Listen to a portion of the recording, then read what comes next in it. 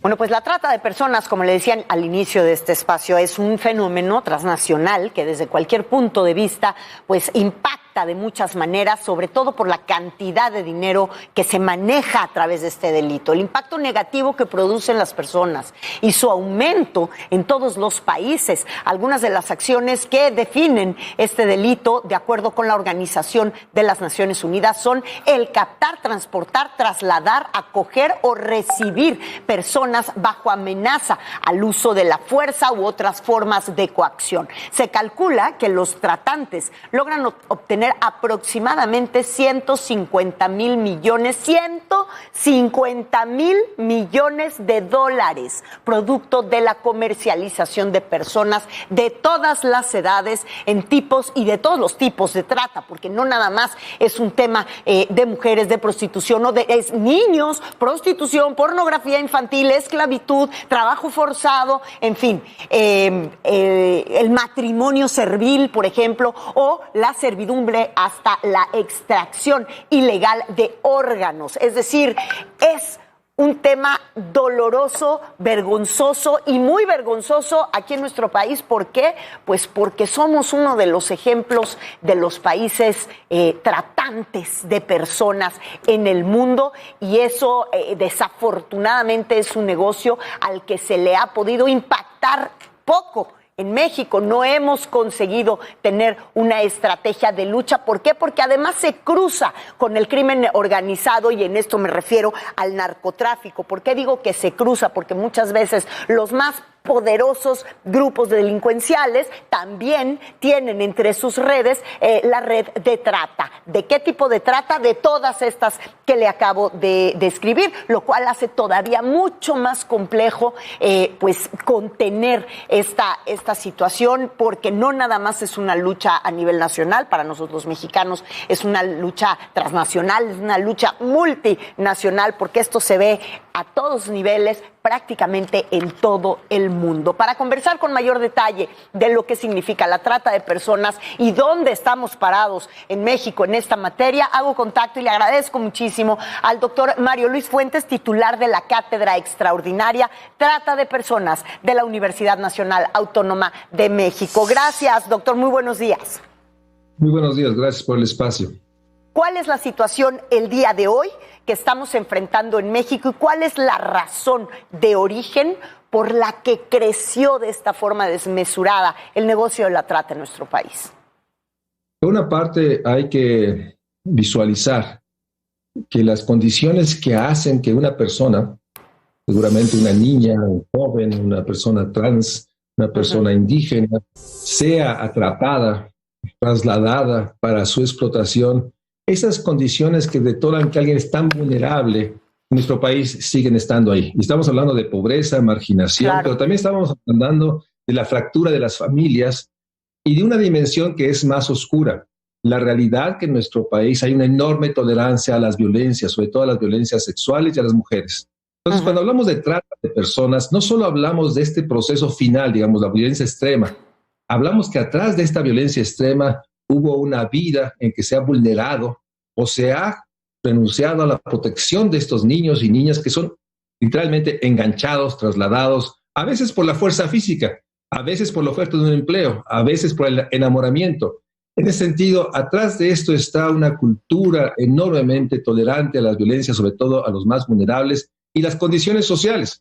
La realidad de que la falta de empleo, la falta de oportunidades, la falta de protección, ya sea de las familias o de los gobiernos, lleva a que muchos son tan frágiles que pueden ser atrapados, llevados, capturados con enorme impunidad, que es la otra parte. Claro. Hay una gran impunidad y también hay una enorme desconfianza en la autoridad. Nadie denuncia, o porque piensa que no es su problema, o porque piensa que para qué, si el que está enfrente, llámese la patrulla o la oficina de alguna instancia de gobierno, es parte del problema.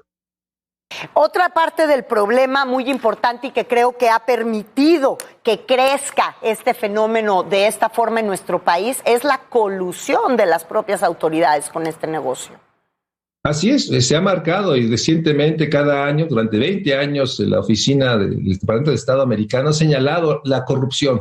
Para que esto se dé, debe haber una gran corrupción. Y hablo desde la autoridad migratoria, o la Policía Municipal de Tapachula, que explota, abusa, medra sobre las personas más vulnerables. Y hablo también de todas las estructuras de seguridad, tolera y promueve, ¿no? Uh-huh. Y genera un proceso de corrupción. Y eso lo podemos ver en los aeropuertos. Es real, se ha documentado de los casos que llegan a los aeropuertos. O sea, no llegan, muchos llegan sin duda de estos migrantes, llegan vía terrestre, pero algunos llegan vía, digamos, vía Cancún, y ahí son extorsionados, explotados, y a través de un proceso de crimen organizado, si son demandados en estos mercados sexuales, son llevados. Entonces hay corrupción, hay colusión de muchas estructuras, y sin duda esto es lo que permite y hace permisible esto.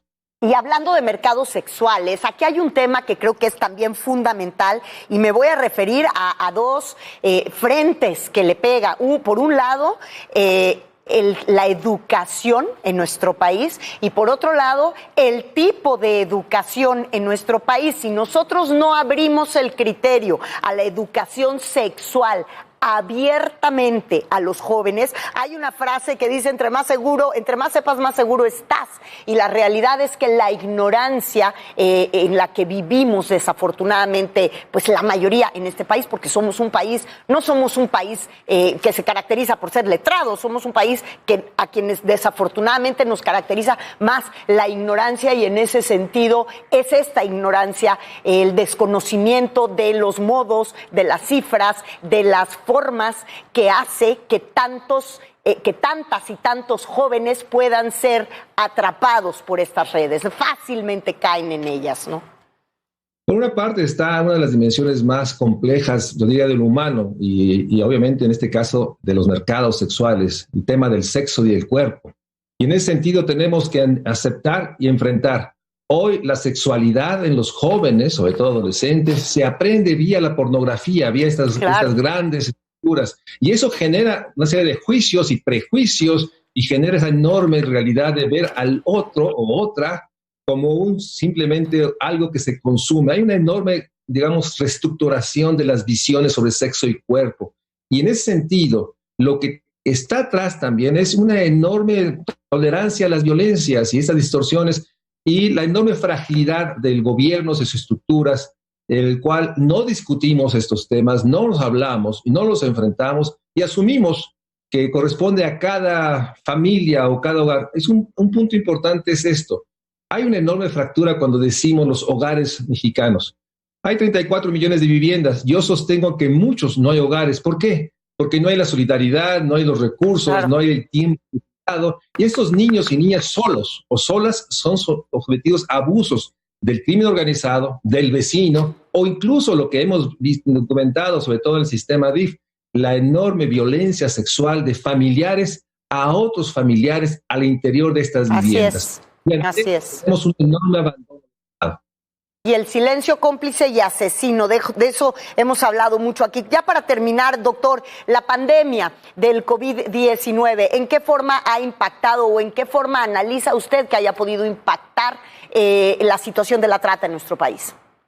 Dos dimensiones. Una, la pandemia y el COVID ha ocultado y sigue generando este proceso que solo hablamos de la pandemia, y déjeme decirte también, o solo hablamos de los homicidios que llegan a estos niveles de horror.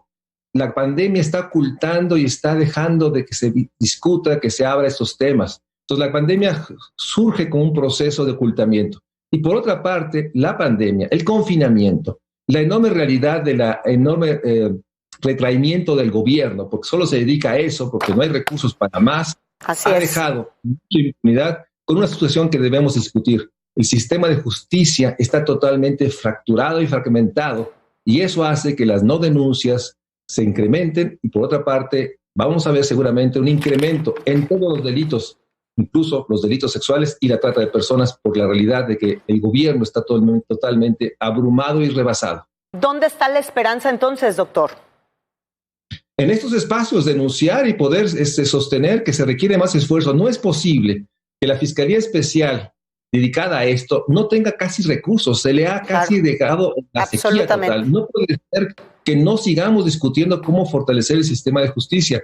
No puede ser que la cultura no se asuma como un tema de ser tolerante y realmente reconocer que la falta de empleo o de ingreso, lo que hoy dijo el presidente, que el mes pasado sí hubo un gran colapso, pero que el próximo, pero el problema es este día, ¿qué van a hacer la gente que no tiene para comer? Claro. Y seguramente esa vulnerabilidad los hace ser posiblemente víctimas de todos los delitos y de trata de personas. Pues desolador escenario, pero mejor descrito imposible. Doctor Mario Luis Fuentes, titular de la Cátedra Extraordinaria Trata de Personas de la UNAM, muchísimas gracias por estos minutos. Al contrario, yo les agradezco a ustedes. Muchas gracias. Buen día. Gracias, muy buenos días. Bueno, por otro lado, vamos a seguir hablando del tema más